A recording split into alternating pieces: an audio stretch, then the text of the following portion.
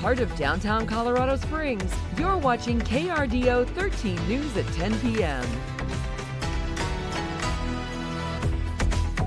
Good evening, I'm Paige Reynolds. And I'm Heather Skold. Thanks for making us your choice for your news at 10 o'clock.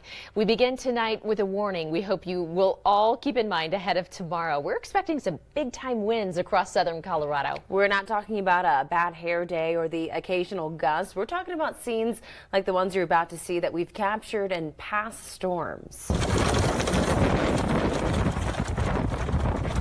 Yeah, it's going to be that kind of day with constant winds of about 30 to 50 miles per hour and the potential for gusts much stronger than that in the high country and along the Palmer Divide. Safe to say you're going to feel this. Officials at all levels taking this one pretty seriously. In fact, we've already seen one local school district planning ahead out in Hanover, south of Fountain.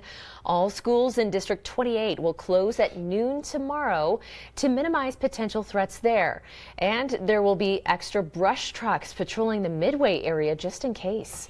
We're also seeing those preparations from utility providers across the state. Some areas facing the potential for rolling blackouts tomorrow if it starts to look like a serious potential for down power lines. Here in our area, though, Black Hills Energy says it is monitoring conditions closely and does not expect to shut off power. They will, however, be prepared to do so if it's deemed necessary. Colorado Springs Utilities is also not anticipating any shutdowns, with much of its infrastructure being underground for just this reason.